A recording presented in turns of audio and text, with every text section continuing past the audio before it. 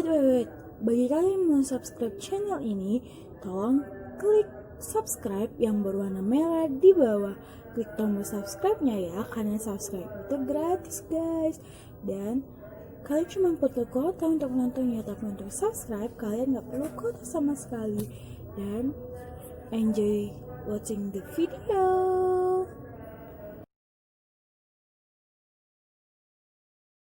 Assalamualaikum warahmatullahi wabarakatuh. Selamat pagi anak-anak ibu semuanya.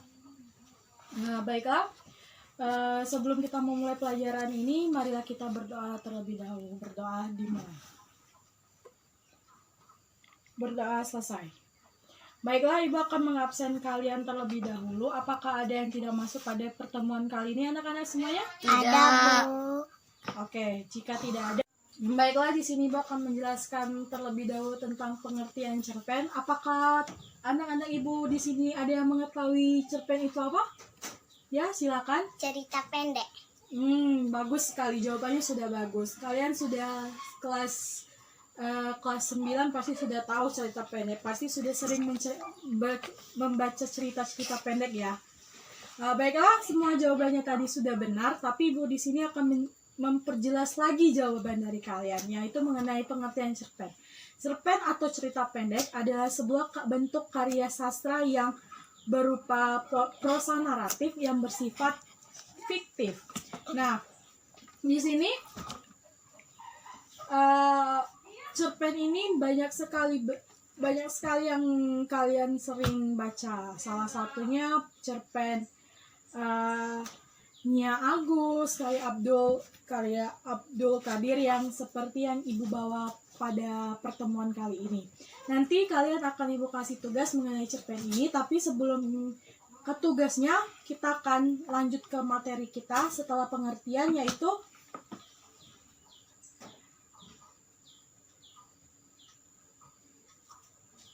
hal-hal yang harus diketahui atau hal-hal yang harus diperhatikan ketika membuat cerpen.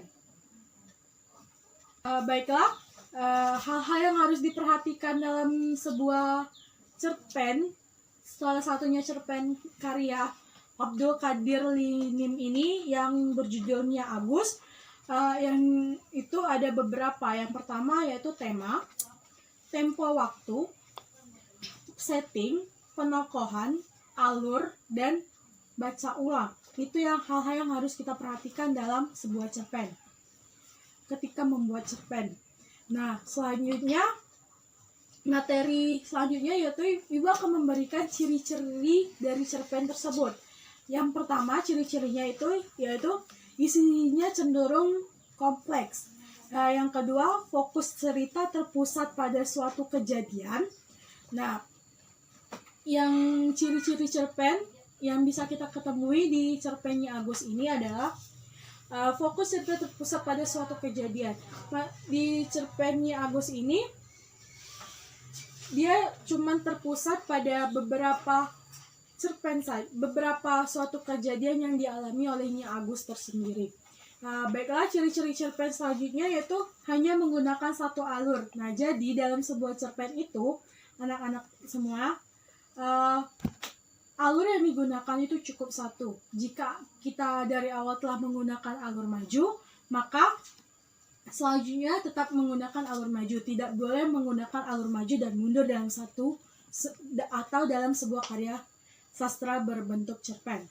Yang kedua, tokoh dalam cerpen sangat terbatas dan diulas secara sekilas. Maksudnya itu tokohnya itu hanya beberapa orang saja, tidak seperti novel yang kita ketahui tokohnya bisa sampai 10-15 orang dalam satu novel. Tapi di dalam cerita pendek atau cerpen ini, kita hanya menggunakan 1-3 orang tokoh saja biasanya.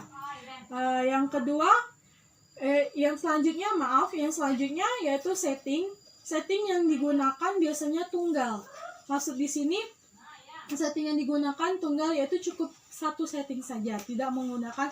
Kalau misalnya settingnya hanya di hutan atau di rumah, maka setting dan cerpen tersebut juga harus di rumah saja dari awal sampai akhir. Baiklah, selanjutnya Baiklah, selanjutnya di sini bakal menjelaskan unsur-unsur intrinsik cerpen. Nah, unsur-unsur intrinsik cerpen tersebut ada beberapa yang perlu kalian tahu, yaitu pertama, tema. Ada yang tahu tema itu apa? Tidak. Baiklah, jika tidak tahu, Ibu akan memberitahu. Tema itu adalah suatu ide pokok yang terdapat pada sebuah cerpen, yang mana tema itu adalah ulasan dari, bukan ulasan maksudnya apa ya, tema tersebut adalah pokok-pokok dari cerpen tersebut. Yang kedua, plot atau alur. Ada yang tahu plot atau alur? Silakan, Nak. Jalannya cerita. Sudah bagus, plot dan alur benar, jalannya cerita. Tapi di sini plot dan alur terbagi dua yang harus kalian tahu. Plot dan alur itu terbagi menjadi dua, yaitu alur alur maju atau alur mundur. Nah, maju dan mundur itu maksudnya cerita yang kita ceritakan pada sebuah karya sastra berbentuk cerpen itu bisa alurnya maju, yang kita kisahkan dari awal dia kecil atau awal dia kecil sampai dia meninggal, ataupun bisa juga menggunakan alur mundur, yang mana ketika kita menceritakan sebuah cerpen tersebut kita mundur ke belakang dengan kisah sebuah cerpen tersebut. Dan ada satu alur lagi, yaitu alur campuran, yang mana itu bisa digabung memasukkan dua alur yang yang tadi, yaitu alur maju dan alur mundur dijadikan satu alur dalam sebuah cerita pendek. Selanjutnya yaitu setting atau latar. Nah, setting atau latar ini tadi sudah dijelaskan bahwa cerpen tersebut hanya memiliki satu setting latar, yaitu setting atau latar tunggal, yang mana jika sebuah karya cerpen itu latarnya dari awal itu di rumah, berarti tetap di rumah. Maka selanjutnya tidak boleh kemana-mana membuat setting lainnya.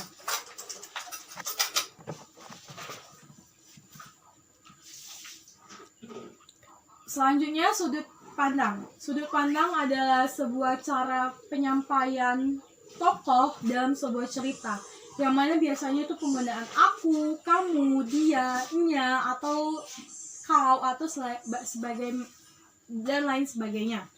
Selanjutnya amanat. Apakah anak-anak Ibu tahu apa amanat tersebut? Amanat adalah pesan dari pengarangnya. Nah, bagus sekali, sudah benar jawabannya. Betul sekali, amanat itu tersebut adalah sebuah pesan yang disampaikan oleh oleh pengarang untuk sebuah karya sastra cerpennya. Baiklah, selanjutnya kita akan memasuki materi selanjutnya, yaitu mengenai unsur ekstrinsik cerpen. Ada yang tahu apa saja unsur-unsur intrinsik dari cerpen? Tidak. Oke, kalau misalnya anak-anak Ibu semuanya tidak tahu, di sini bakal menjelaskan unsur-unsur intrinsik dari sebuah cerpen. Yang pertama yaitu latar belakang. Maksudnya itu unsur intrinsik. Sebelum kita masuk ke latar belakang, unsur ekstrinsik itu adalah unsur yang tidak ada dalam sebuah karya sastra. Lain seperti unsur intrinsik, yang mana kita bisa melihatnya dari cerpen tersebut, seperti tema, kita bisa melihat temanya apa, alur, setting, penokohan, sudut pandang, dan amanat kita bisa menemukannya di teks cerpen tersebut. Tapi lain dengan unsur ekstrinsik, yang mana unsur ekstrinsik ini di luar dari cerpen tersebut, anak-anak semuanya. Baiklah, di sini yang pertama unsur ekstrinsik itu adalah latar belakang. Latar belakangnya itu maksudnya itu latar belakang dari sang pengarang. Dari mana nama pengarangnya, pengarang itu lahir di mana, kehidupannya bagaimana, itu latar belakang dari sebuah cerpen. Yang kedua itu aspek-aspek sosial. Maksudnya itu situasi yang ada dalam cerpen. Apa sih yang diceritakan oleh pengarang di cerpen tersebut? Kan tidak dijelaskan dengan cerita-cerita yang ada pada sebuah karya sastra cerpen karya mereka. Terus yang ketiga yaitu hasil pemikiran manusia. Maksudnya itu di sini yaitu ideologi, filsafat maupun pengetahuan lain yang berpengaruh terhadap karya sastra. Maksudnya itu pemikiran yang latar belakangnya oleh pemikiran pengarang itu apa saja sih yang sehingga mereka bisa membuat cerpen tersebut. Nah, baiklah, tadi Ibu sudah menjelaskan mulai dari pengertian, unsur-unsur, ciri-ciri dari sebuah cerpen, terus apa saja yang ada terdapat dari sebuah cerpen. Nah, di sini Ibu mempunyai sebuah cerpen yang berjudul Nia Agus. Tapi sebelum ke cerpen ini, di sini Ibu akan bertanya kepada kalian semua, apakah kalian sudah mengerti dengan materi kita pada pertemuan kali ini? Iya. Nah, jika tidak, baiklah kita kembali lagi ke cerpen Nia Agus ini karya Abdul Qadir Linin. Nah, di sini Ibu mempunyai, nanti Ibu akan memberikannya pada salah satu dari kalian untuk difotokopi. Nah, di sini Ibu akan memberikan tugas yang akan kalian kumpulkan pada pertemuan berikutnya. Tadi Ibu sudah menjelaskan ciri-cirinya, unsur in dan ekstrinsiknya. Nah, di sini Ibu ingin memberikan tugas pada kalian untuk membuat analisis atau analisis sebuah teks cerpen, baik itu dari unsur intrinsik dan ekstrinsiknya. Nah, tugas ini akan kalian kumpulkan sebelum pelajaran kita dimulai minggu depan. Nah, baiklah, mungkin pada pertemuan kali ini cukup sampai sini. Jika kalian tidak ingin bertanya, Ibu akhiri. Wassalamualaikum warahmatullahi wabarakatuh. Sampai berjumpa minggu depan. Waalaikumsalam.